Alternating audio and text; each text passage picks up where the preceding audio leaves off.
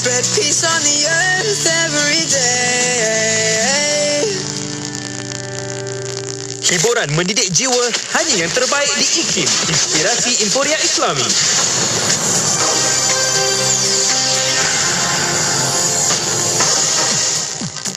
Bismillahirrahmanirrahim. Assalamualaikum warahmatullahi wabarakatuh dan salam sejahtera.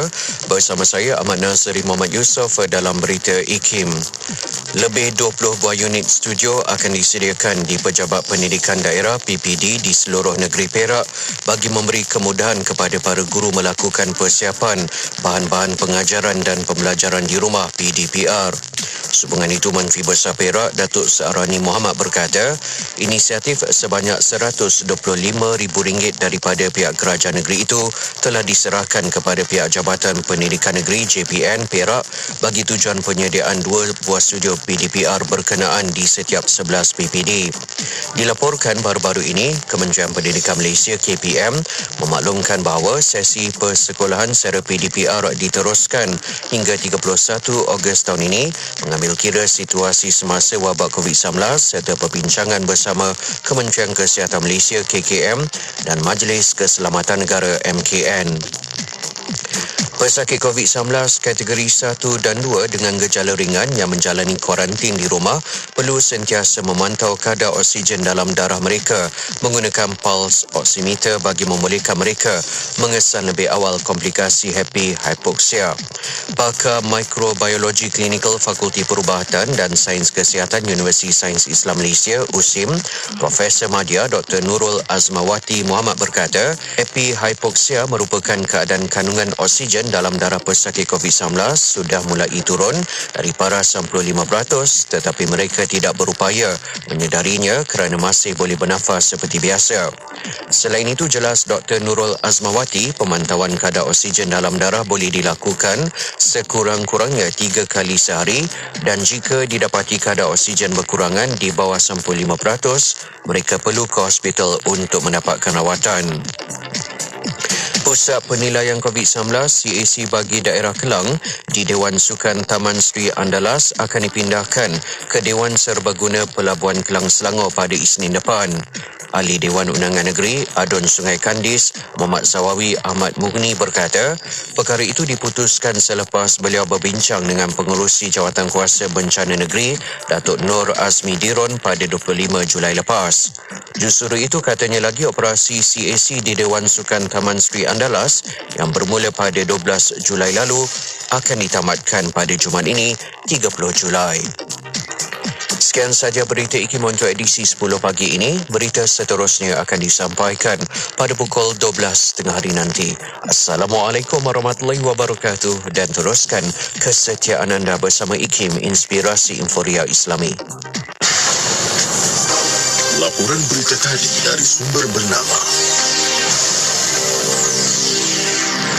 Kapsul Masa. Pada 2 Februari dalam tahun 1961, Yang Amat Berhormat Menteri Pelajaran, Encik Abdul Rahman Talib telah mengumumkan tangga gaji baru bagi guru-guru mata pelajaran agama Islam yang memiliki ijazah peringkat tinggi Kolej Islam. Pengumuman ini dibuat ekoran dari cadangan Jawatan Kuasa Khas Pelajaran 1960 untuk mengiktiraf pemegang sijil Kolej Islam yang bercadang mengajar mata pelajaran agama Islam. Menurut tangga gaji baru ini, gaji paling rendah guru-guru agama lelaki ialah RM200 sebulan dan RM195 sebulan bagi guru-guru agama perempuan. Gaji paling tinggi bagi guru agama lelaki ialah RM560 sebulan dan RM487.50 sebulan bagi guru-guru agama perempuan. Dengan terlaksananya tangga gaji baru ini, memperlihatkan pendidikan agama dan moral mendapat perhatian dan seimbang dengan mata pelajaran akademik yang lain.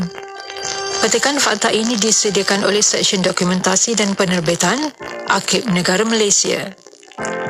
Ya Latif, Ya Latif, Ya Latif, Ya Latif, Ya Latif, Ya Latif, Ya Latif, Ya Latif, Ya Latif.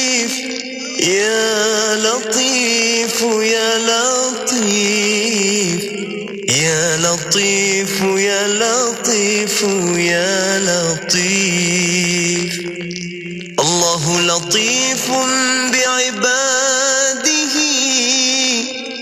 يرزق من يشاء وهو القوي العزيز يا الله يا الله يا الله يا الله يا الله يا الله يا الله يا الله يا الله يا الله يا الله يا الله يا الله يا الله تبنا يا الله تبنا يا الله تبنا يا الله يا الله ورجعنا يا الله ورجعنا يا الله ورجعنا يا الله يا الله وندمنا يا الله وندمنا يا الله وندمنا يا الله يا الله. Selami ilmu untuk kehidupan kita seharian bersama Nur Hayati Paradi di Aspirasi 10.1 IKIM, Inspirasi Inforia Islami. Assalamualaikum warahmatullahi wabarakatuh. Dimulakan dengan lafaz suci Bismillahirrahmanirrahim. Selawat dan salam buat Rasul junjungan Nabi Muhammad sallallahu alaihi wasallam. Selamat pagi, salam aspirasi untuk semua sahabat pendengar Radio Institut Kefahaman Islam Malaysia. Tak kira mana juga anda berada, terima kasih kerana terus bersama dengan kami. Dan alhamdulillah waktu ini telah pun masanya untuk bersama saya Nur Hayati Paradi menerusi perkongsian aspirasi 10.1 edisi Khamis. Alhamdulillah, terima kasih pada rakan-rakan Warna Pagi sebentar tadi yang telah pun mewarnakan pagi Khamis anda. Moga-moga anda lebih ceria, lebih tenang insya-Allah dalam menghadapi kehidupan. Apapun untuk bersama dengan Yati, kejap lagi kita bakal mulakan menerusi perkongsian pertama kita dalam rancangan Tahsinul Ibadah bersama dengan Ustaz Ahmad Lufi Muharram. Hari ini sesi soal jawab bersama dengan Ustaz Ahmad Lufi Muharram. Anda boleh ajukan soalan-soalan anda di FB IKIM FM, YouTube channel IKIM dan juga di WhatsApp kami di 0112900404. InsyaAllah moga-moga menjadi asbab kebaikan untuk semua sahabat pendengar menerusi perkongsian kita nanti. Dan untuk anda sahabat pendengar, kita mulakan sebagai pembuka tirai tugasan saya pada hari ini. Kita bersama dengan gabungan Fazli Faiz dan juga Naim Mirwana menerusi pewaris, tentunya hanya di IKIM, Inspirasi Inforia Islami, bertemankan saya Nur Hayati Paradi.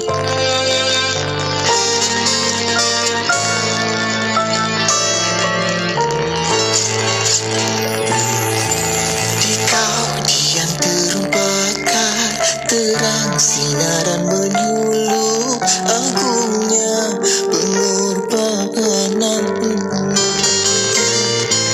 Taman harum narwastu, guru yang tak pernah jemu, pewaris tamadun ilmu, bagai harap dan pasrah sentiasa ceria dalam gundah payah selindungkan air mata derita.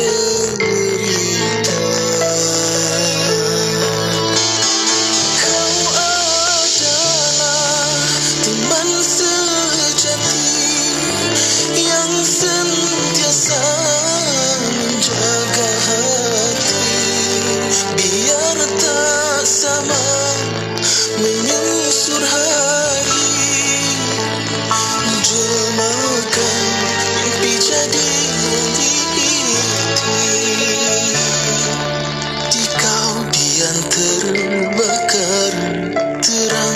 kebenaran meluluh agungnya pengorbananmu. Taman Naruwastu, guru yang tak pernah jemu, pewaris tamadun ilmu.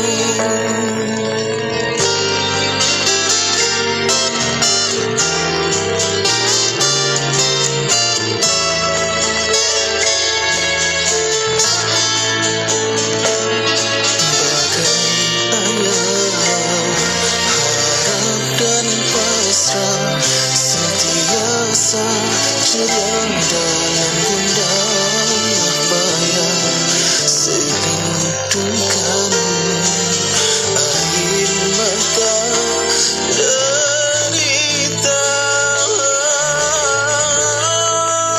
Kau adalah teman sejati yang sentiasa menjaga hati, biar tak sama menyusur hari, jemakan mimpi jadi realiti.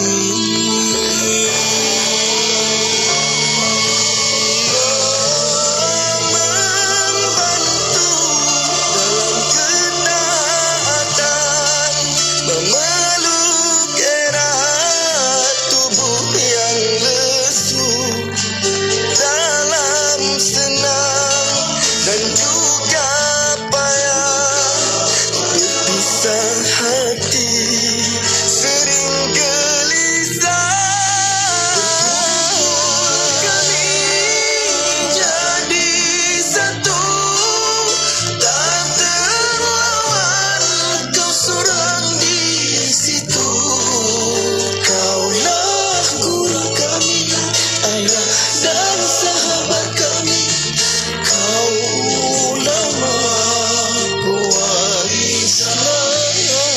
Biar kau tiada lagi di sisi, namun kau di hati.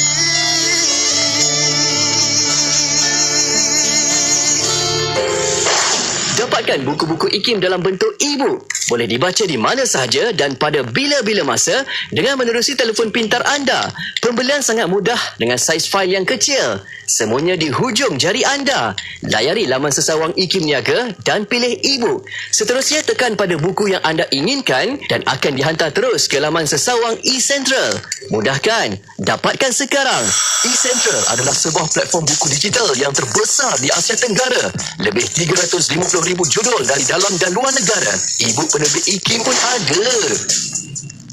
Penerima Bantuan Sari Hidup atau BSH yang layak menerima MySalam adalah individu berumur antara 18 hingga 65 tahun dan pasangan, individu bujang berumur 40 hingga 65 tahun dan berpendapatan kurang daripada 24,000 setahun, individu OKU berumur antara 18 hingga 65 tahun dan berpendapatan kurang daripada 24,000 setahun.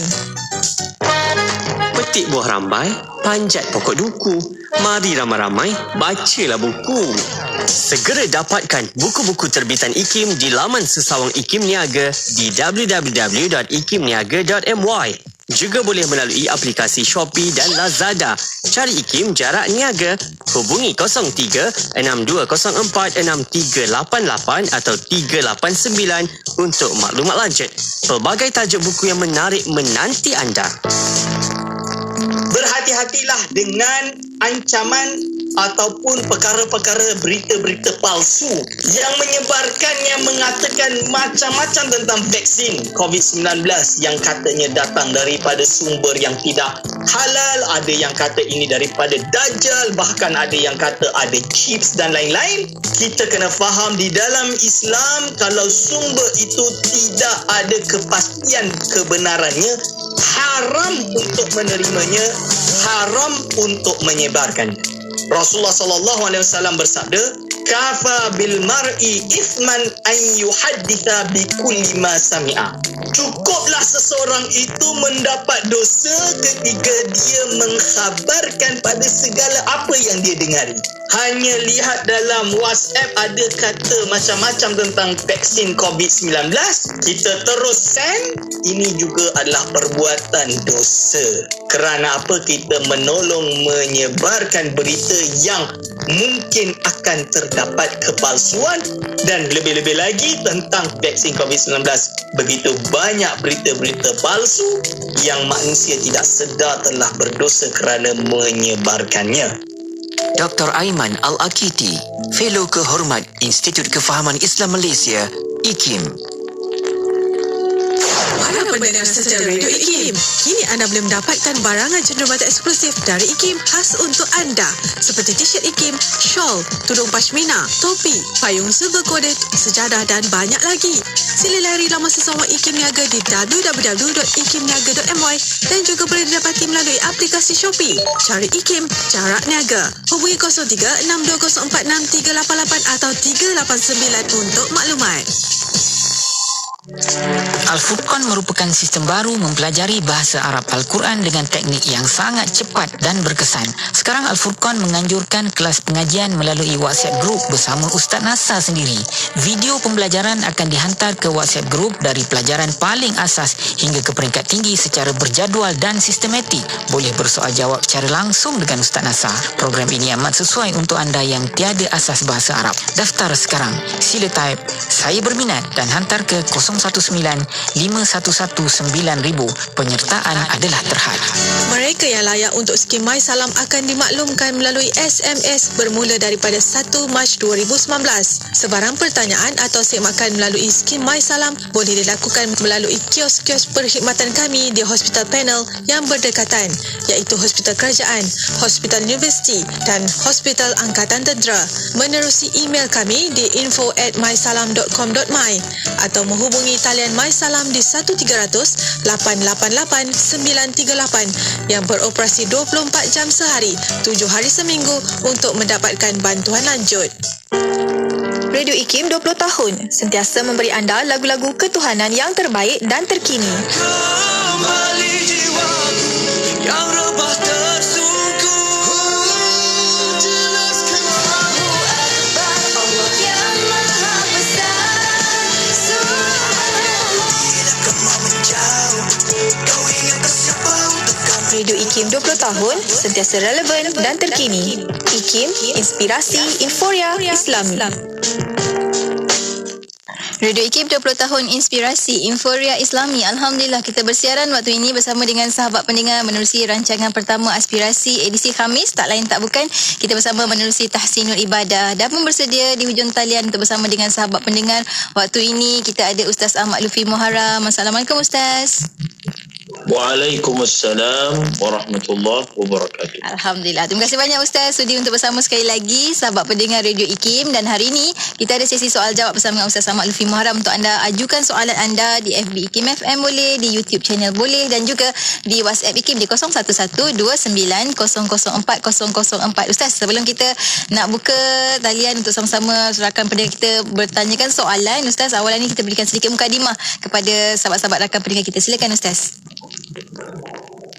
Assalamualaikum warahmatullahi wabarakatuh.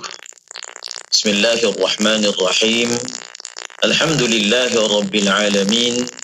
Wassalatu wassalam ala asyrafil anbiya wal mursalin wa ala alihi wa sahbihi ajma'in. Wa la hawla wa la quwwata illa billahil aliyyil azim. Amma ba'd. Terima kasih kepada Merhati Paradi, penerbit rancangan Tahsinul Ibadah ini, dan seterusnya yang dikasihi, yang dirahmati Allah Subhanahu wa ta'ala, sidang pendengar IKIM sekalian. Kalaulah seseorang itu ingin umurnya dipanjangkan, dalam erti kata, walaupun dia sudah berada di alam barzakh seolah-olahnya dia masih berhidup dan beramal.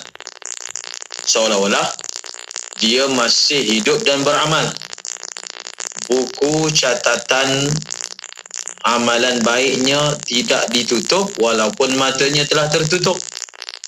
Maka hendaklah dia melakukan sesuatu amalan yang faedahnya berterusan. Ataupun disebut juga dalam bahasa Arab sebagai amalun muta'addin. Amal ni ada dua. Yang pertama amalun qasir, yang kedua amalun muta'addin. Amalun qasir ini maksudnya adalah sesuatu amalan yang terbatas faedahnya kepada pelaku, seperti solat, seperti puasa. Ini mesti buat, kena buat. Di samping itu kita juga perlu melakukan amalan yang bersifat muta'addin. Yang ini yang kita dambakan dalam perkara dunia kan. Kalau boleh kita nak berniaga, jenis yang kita penat setahun, bagi hidup ni makan untung je kalau boleh. Tapi jangan sampai jadi scammer kan. Kalau boleh dia penat setahun je, kemudian bagi hidup tu makan untung je. Itu perumpamaannya kalau boleh. Kita buat amal penat ketika di dunia, tetapi walaupun kita sudah menutup mata, kita masih dikira hidup dan beramal. Apakah amalan itu? Yang disebut sebagai amalul muta'addin, amal yang menjangkaui faedahnya kepada orang lain juga. Apatah lagi kalau faedah itu dikecapi oleh orang lain walaupun dia telah meninggal dunia. Seperti mana kita biasa dengar hadis, antara amalan tersebut adalah sedekah jariah, iaitu wakaf. Antara amalan tersebut adalah anak soleh yang mendoakan. Sebenarnya zuriat dan keturunan ni adalah amal kita. Walaupun kita tak faham apakah maksud zuriat itu amal. Zuriat ini adalah sesuatu yang datang daripada kita.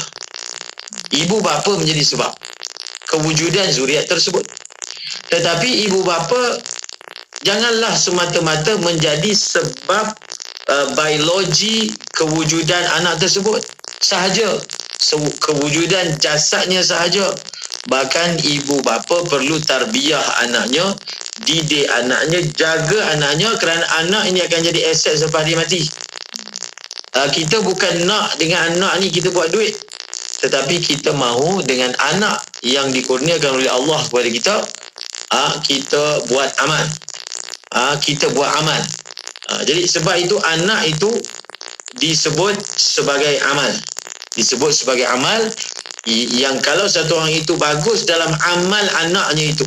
Amal anak itu maksudnya dalam membesarkan anak, mendidik anak, maka anak itu akan menjadi amal untuk dia selepas dia mati. Walaupun dia dah mati, tetapi semua amal-amal baik anak itu akan masuk dalam buku catatannya. Apa lagi ilmu? Anak ni tak boleh nak ada banyak kan, 1 orang, 2 orang, 3 orang, 4 orang, 5 orang, 10 orang, 11 orang, 14, 15. Lebih daripada tu payahlah secara ghalibnya. Ada satu lagi yang dipanggil anak murid. Satu lagi dipanggil apa? Anak murid.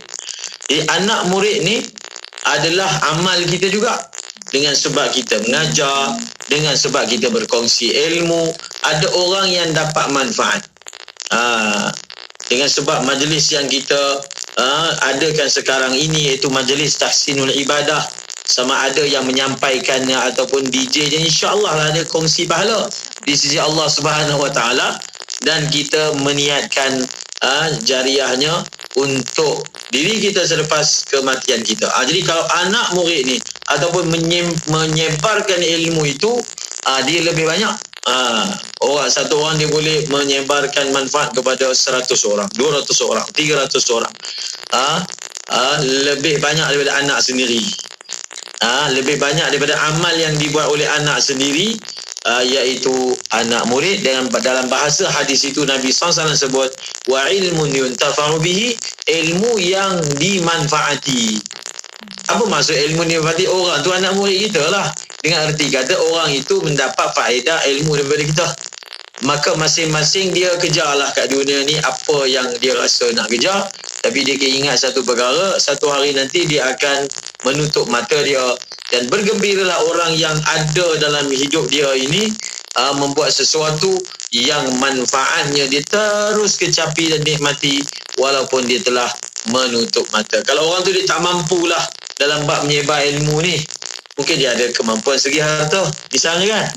Kalau satu orang tu dia tak ada lah anak-anak yang apa ni, maknanya anak ni dah terlepas dah, dia sekarang baru insaf contoh kan, maka dia boleh lagi dengan jalan contohnya ada orang nak belajar agama, ada pelajar-pelajar nak belajar agama ataupun dia bantu anak-anak orang lain, anak yatim supaya mereka ni jadi orang soleh. Dia pun ada sebab dan bahagian, moga-moga walaupun itu bukan anaknya tapi dia menjadi sebab orang tu belajar, dia menjadi sebab orang tu menjadi orang soleh.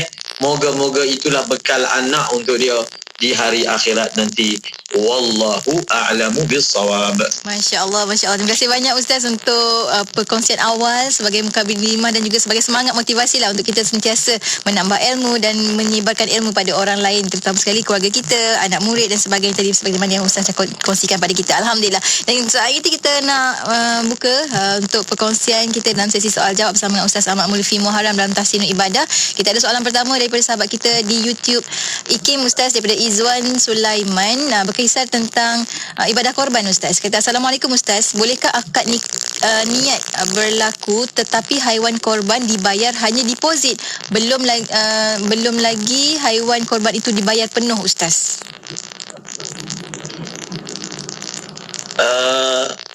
Waalaikumsalam kepada yang bertanya, Izwan Sulaiman. Niat dalam ibadah korban ada waktunya. Seperti mana dalam ibadah yang lain ada waktu untuk berniat, bukan? Begitu. Kalau seseorang itu dia niat misalnya dalam wuduk, tidak pada tempatnya, wuduk ni kena niat masa basuh muka misal, tetapi dia tidak melakukan niat seperti itu, maka niatnya tidak sah.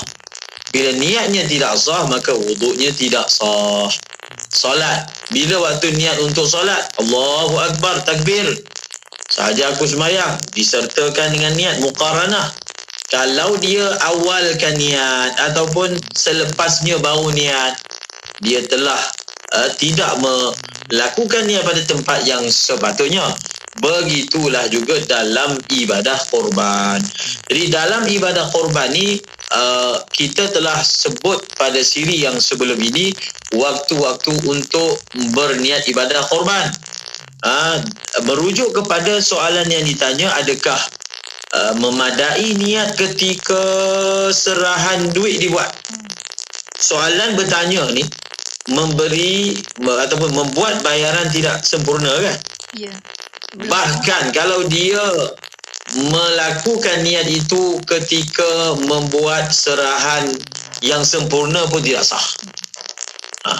Yang tanya tadi tu tak sempurna lagi, baru deposit. Hatta kalau dia bayar sempurna pun, dan kalau niat itu hanya ada pada waktu itu, tidak sah kerana duit itu belum lagi binatang korban. Duit belum lagi binatang korban. Binatang korban tu binatang lah.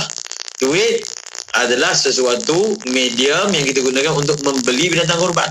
Ya, apa yang sepatutnya dibuat? Kalau kita ini dalam masalah korban ni, kita tak buat sendiri, kita tak beli sendiri, kita wakilkan orang seperti mana banyak yang dilakukan oleh masyarakat kita pada mutaakhir ini, maka cara dia, kita wakilkan pembeli itu untuk ataupun pengurus ke pembeli ke untuk meniatkan bagi pihak kita nanti kelak saat binatang itu dibeli kemudian disembelih. Kita wakilkan orang untuk berniat bagi pihak kita pada waktu yang boleh niat. Bila waktu yang boleh niat? Waktu serah binatang tu kepada penyembelih. Waktu diserah tu, dia niat yang dia serah ni adalah binatang korban sunat misalnya. Bila lagi waktu berniat? Ketika sembelih. Ketika sembelih itu diniatkan. Isu ini akan berbangkit bila kita ni tak hadir, tak ada waktu sembelihan sebab dibuat di luar negara. Kita niat masa bagi duit je, kita tak ada wakilkan syarikat untuk niat. Syarikat pula tak ada pula wakilkan penyembelih untuk niat. Maka itu yang selalu kita tekankan, beribadah korbanlah dengan ilmu supaya ibadah korbanmu tidak terkorban. Masya Allah, terima kasih banyak Ustaz. Alhamdulillah. Seterusnya kita ada soalan daripada rakan kita berkenaan dengan solat berjemaah Ustaz. Daripada Temerloh, Encik Zaini tanyakan soalan, Ustaz, imam baca salah, maka seorang makmum mufarakah sebelum rukuk, tiba-tiba imam perbetulkan semula Fatihahnya. Adakah si makmum tadi nak ikut imam semula? Imam membaca salah, kemudian makmum ni mufarakah. Sebelum rukuk, imam tu betulkan semula. Okey. Ada beberapa perkara. Yang pertama, untuk si makmum itu, sepatutnya makmum bila imam baca salah, tidak ataupun belum lagi dituntut untuk dia mufarakah, tidak begitu tuntutannya. Bila imam baca salah, kita wajib mufarakah? Tidak.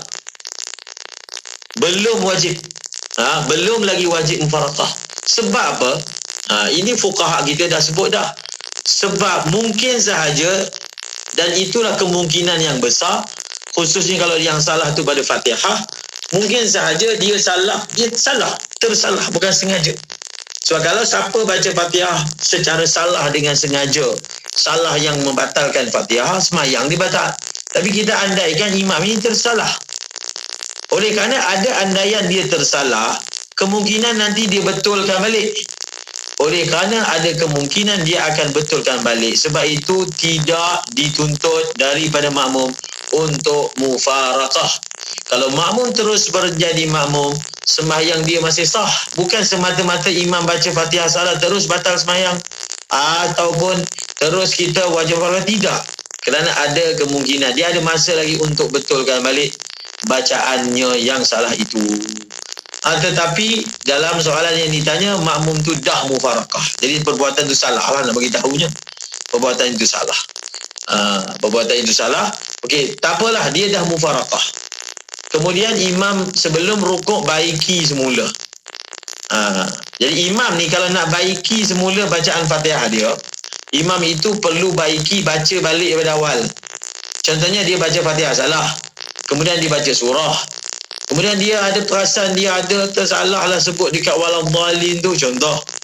Jadi dia lepas habis baca surah, dia betulkan, dia baca dengan betul lah ayat. Dia baca ayat yang salah tu je, ghairil maghdubi alaihim, sampai habis. Adakah betul cara imam tu? Tak betul. Sebab salah satu daripada syarat baca Fatihah ni berturut-turut. Kalau dia baca kemudian ada selang dengan benda lain, kemudian nak baca semula, itu kan dipanggil telah apa? Telah terputus dan tidak berturut-turut. Cara yang betul adalah dia mengulang daripada awal semula bacaan Fatihah yang dia telah buat tadi. Jadi sekarang ni makmum ni nak ikut ke tak? Terpulang. Diikut pun boleh, dia tak ikut pun boleh. Dua-dua boleh. Kalau dia ikut, dia niat lah. Dia niat sahaja aku menjadi makmum kepada imam ini. Kalau dia tak ikut, dia sembahyang seorang. Kalau dia ikut, sembahyang jemaah. Walaupun dia dah mufarakah tadi Ustaz? Ya. Walaupun dia dah mufarakah, dia boleh masuk balik. Alhamdulillah. Terima kasih banyak Ustaz untuk pencerahan, dan kita akan berehat seketika. Untuk sahabat pendengar, teruskan kesetiaan bersama dengan kami. Bagi yang sedang menonton di FB IKIM FM saat ini, tekan butang share supaya lebih ramai lagi dapat manfaat daripada perkongsian Ustaz. Dan untuk anda, teruskan bersama kami di IKIM, Inspirasi Inforia Islami.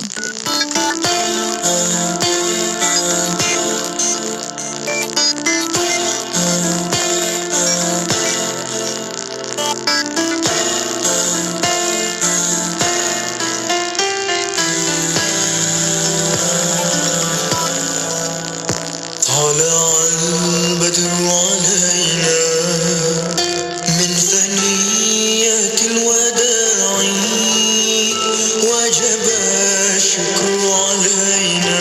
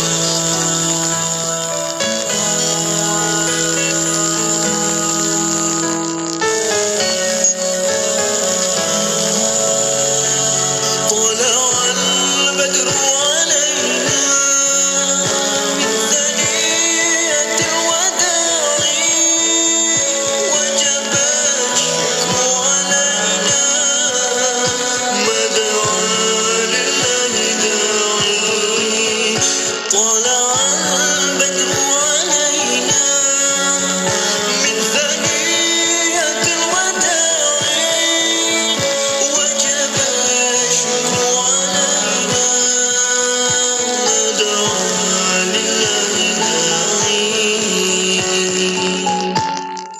Selawat dan salam buat Rasul junjungan Nabi Muhammad SAW. Alhamdulillah kita kembali bersiaran waktu ini bersama dengan sahabat pendengar menerusi perkongsian tahsinul ibadah dalam sesi soal jawab bersama dengan Ustaz Ahmad Lutfi Muharram. Terima kasih pada rakan-rakan pendengar yang telah pun share perkongsian kita pada hari ini. Kita sambung lagi soalan seterusnya Ustaz daripada perkongsian sahabat kita di WhatsApp IKIM Ustaz. Pertanyaan dia adalah begini. Betul ke Ustaz, bila kita makan bersama orang soleh, perangai orang soleh itu akan berpindah kepada kita? Jadi mohon penjelasan daripada Ustaz.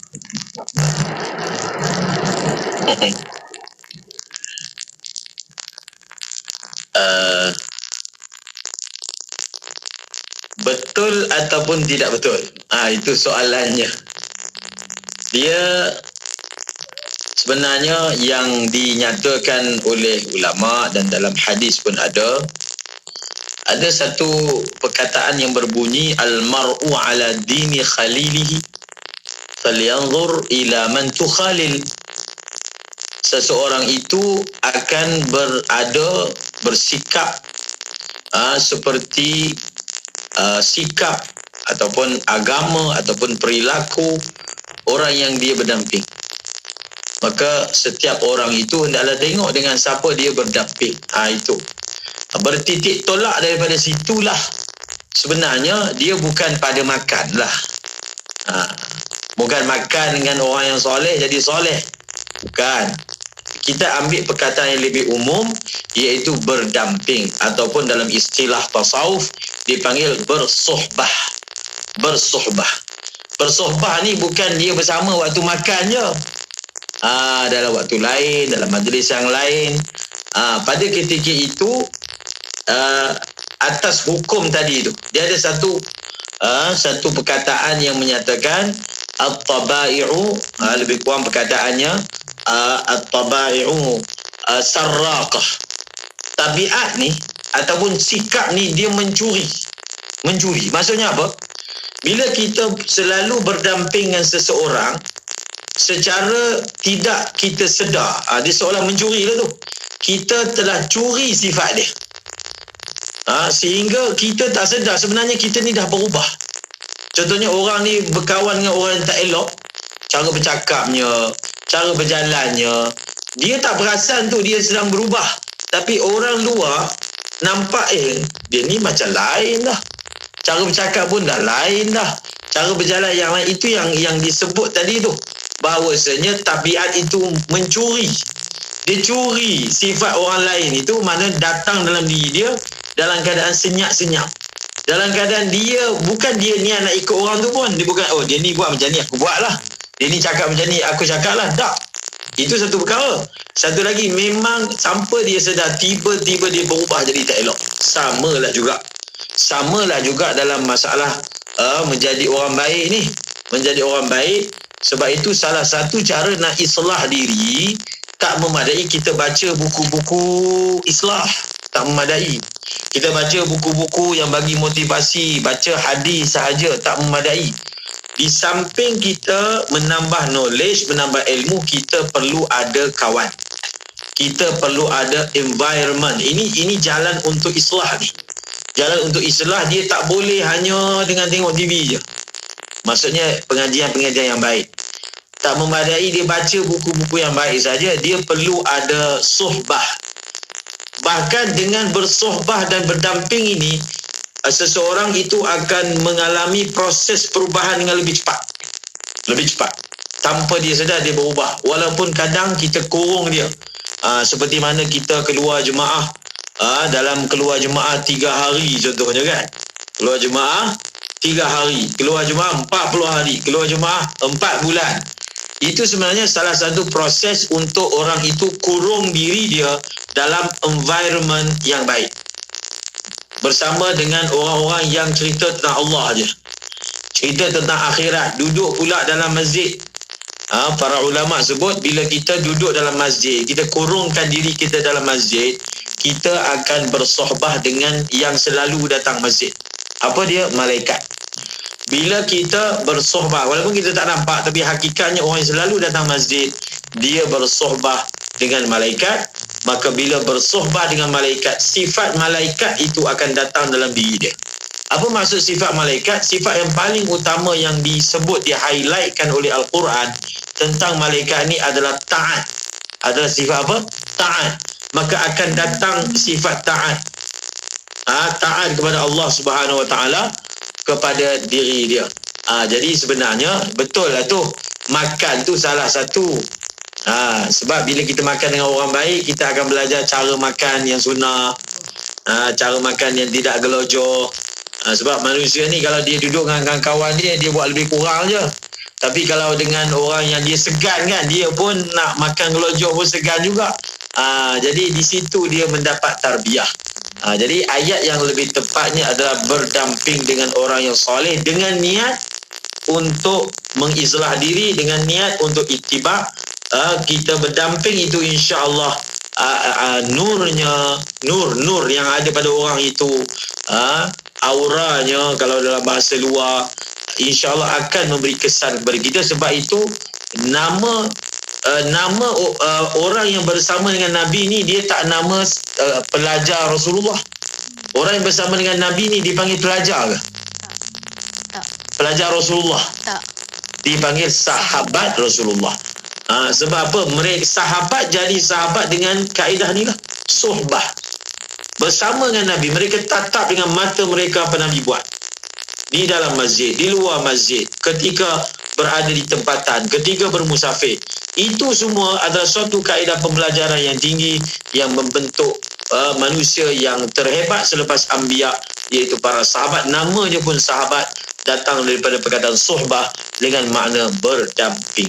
Masya Allah, terima kasih banyak Ustaz. Betul lah Ustaz, maknanya kita siapa orang di sekitar kita Ustaz kan, Masya Allah. Dan seterusnya soalan daripada Nuri dari Seremban Ustaz. Ada satu permasalahan ni Ustaz, kata situasinya adalah sahabat kita nak tanya, ada pasangan melahirkan anak luar nikah lah kiranya. Apa hubungan anak luar nikah dengan anak lain dari segi mahram selepas ayahnya berkahwin dengan dengan berkahwin lagi, dan apa hubungan anak luar nikah tadi dengan ibu tiri dan adik-beradiknya daripada ibu tersebut? Ustaz, nak minta penjelasan.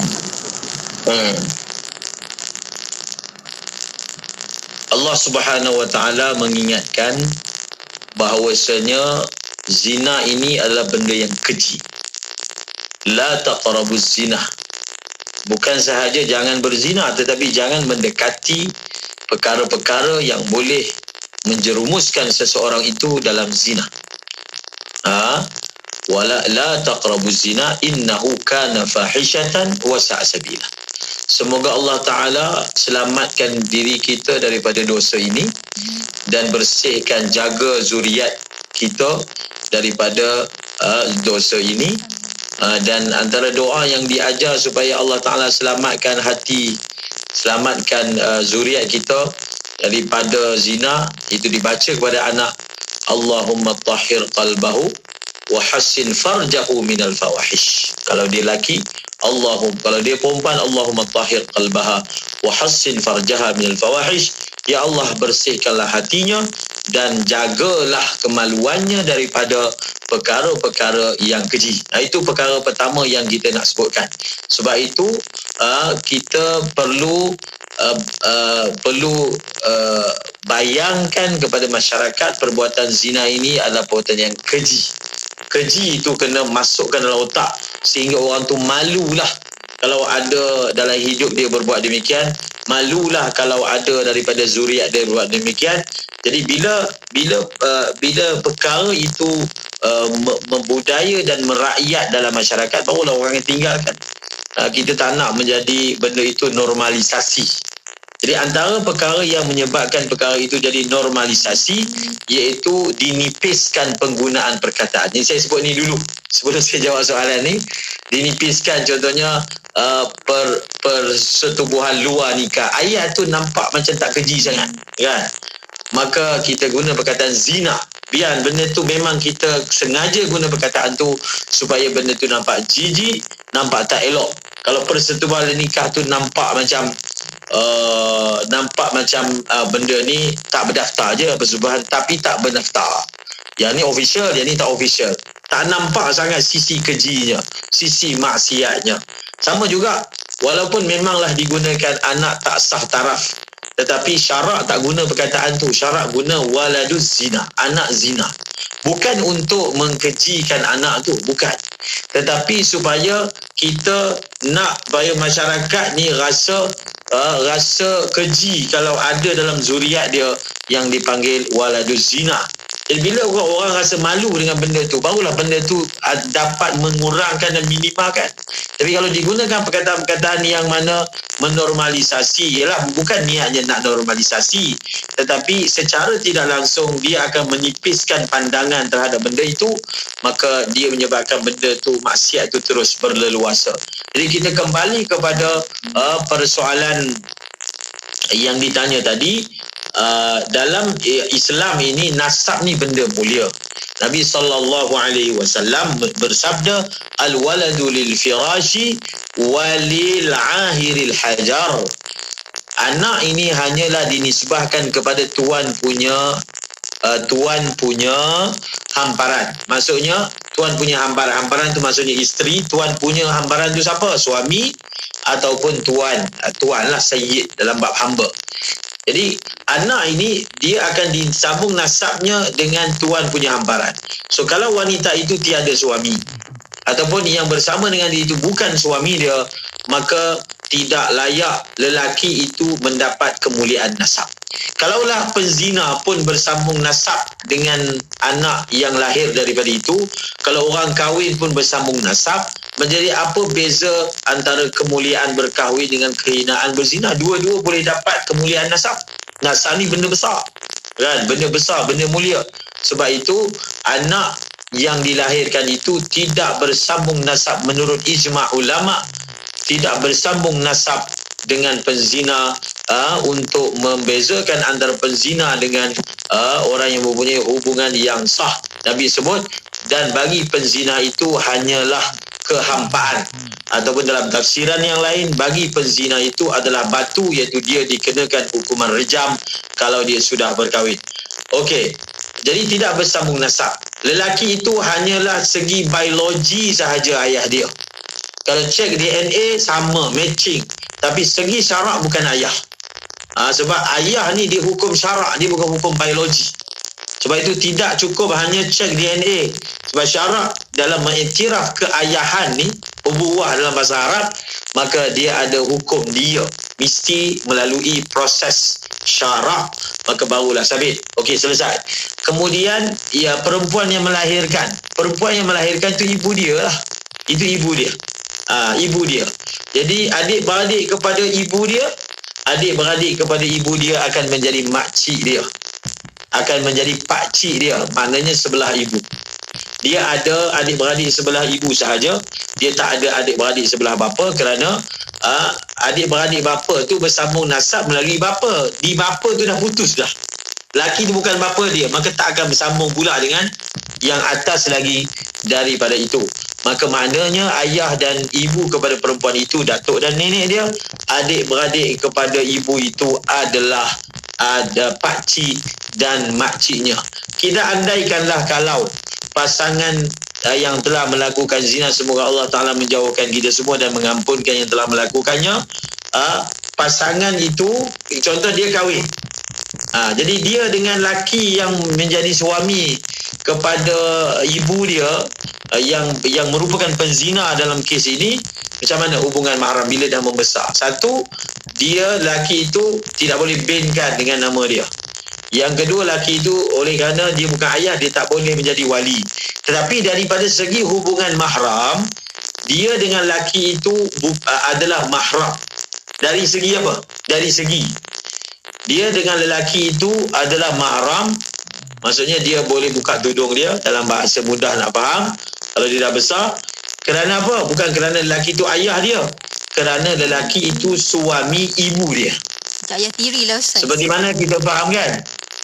Suami ibu ni ayah tiri kan mahram dengan kita. Maka laki itu walaupun itu ayah biologinya tapi bukan ayah segi syarak, tapi laki itu adalah mahram daripada segi suami kepada ibu dia, dan satu orang yang kahwin dengan satu orang perempuan yang ada anak, maka anak tiri dia itu adalah mahram kepada dia kalau dia sudah bersama dan bersetubuh dengan ibu kepada perempuan ataupun budak tersebut. Baik, Masya Allah. Terima kasih banyak Ustaz untuk pencerahan. Seterusnya kita ada soalan daripada sahabat kita di WhatsApp IKIM Ustaz. Aisyah dari Bangi Ustaz. Kata musim Covid ni ramai yang susah dan banyak juga permohonan wakaf untuk bina masjid dan juga madrasah Ustaz. Soalannya, mana yang perlu diutamakan, sedekah untuk orang miskin ataupun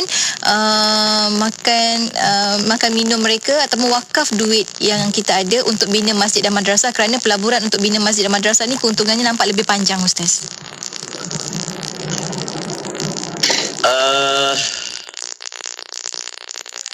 Dalam bab ini, ilmu yang perlu ada adalah ilmu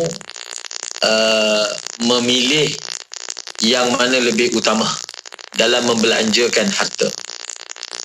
Dia sebenarnya dalam bab infak ni, yang paling bagus sekali infak kita di dalam keadaan duit kita pun tak banyak lah. Kalau duit kita banyak, semua kita bagi, kan? Ini yang bertanya ni maknanya kita kalau bayar sini tak boleh bayar, begitu kan? Kita pun faham. Jadi nak bayar yang mana satu? Kalau mampu semua untuk madrasah kita bagi, untuk masjid bagi, orang miskin pun bagi. Tapi masalahnya kita tidak mampu untuk memberi semuanya. Maka sebenarnya dalam bab berinfak ni, yang paling bagus sekali adalah kita menyelesaikan masalah manusia yang urgent. Masalah yang urgent. Orang tu tengah lapar tu, kita bagi duit. Itu paling terbaik. Orang itu memang perlu sangatlah untuk bayar hutang dia. Kalau tak kena keluar daripada rumah, kita bayar.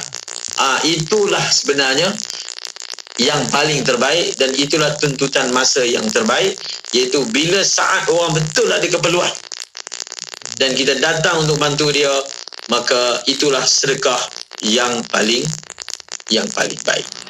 Jadi dalam keadaan seperti ini, kita utamakanlah dalam soal, memang ada orang, khususnya kalau jiran tetangga. Kalau ditanya, ni ada jiran tetangga kita ni susah ni, memang susah, urgent. Dalam masa yang sama ada derma untuk masjid, saya berpandangan utamakan jiran. Kerana ini ada nyawa ni, ini melibatkan nyawa. Kalau tak bagi, dia akan susah sekarang juga. Ada pun pembinaan benda boleh tangguh. Sekarang pun masjid tak buka sangat, kan? Jadi utamakan yang manusia ini terlebih dahulu. Baik, terima kasih banyak Ustaz. Seterusnya kita ada soalan, saya kira soalan terakhir juga untuk pertemuan kita pada hari ini, daripada Melaka, Puan Ros Ustaz. Kata, Assalamualaikum Ustaz. Doa iftitah ada 2 bahagian. Boleh tak kalau kita baca bahagian pertama saja, atau harus dibaca kedua-dua doa lebih baik Ustaz? Doa iftitah ada 2 bahagian. Allahu Akbar kabira, walhamdulillahi kathira, subhanallahi bukratan wa asila, wajjahtu.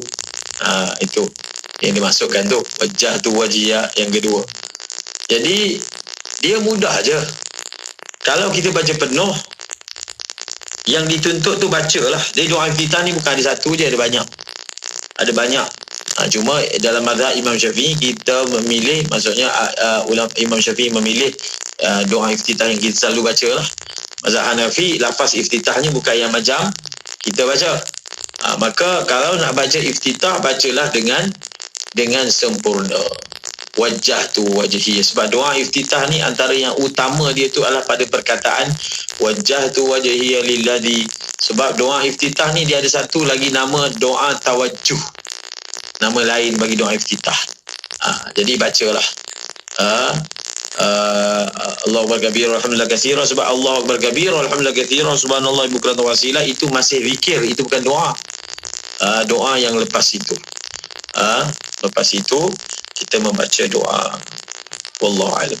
Baik, terima kasih banyak Ustaz. Dan kita sampai hujung-hujung Ustaz untuk pertemuan kita. Banyak soalan sebenarnya daripada rakan-rakan pendengar kita, tapi masa agak terbatas untuk kita. Jadinya hujung ni Ustaz, sedikitlah kata-kata akhir daripada Ustaz untuk peringatan untuk rakan pendengar kita. Silakan Ustaz. Apabila kita menyedari kelemahan kita, maka kita buatlah sesuatu untuk menarik perhatian Allah terhadap diri kita. Ya, ada beberapa pesanan terakhir